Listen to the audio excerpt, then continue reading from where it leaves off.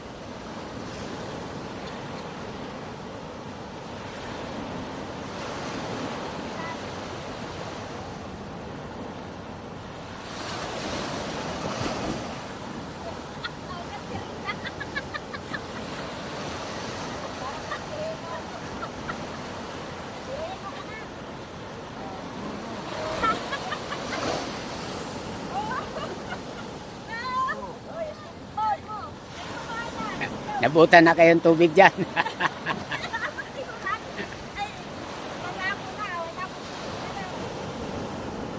Kaway, kaway!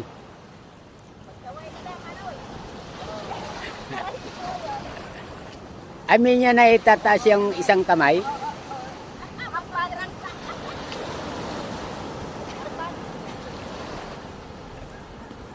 Half body pala itong mga kababayan ang tinamaan ng stroke. Hindi niya maitaas ang parts ng kanan niya.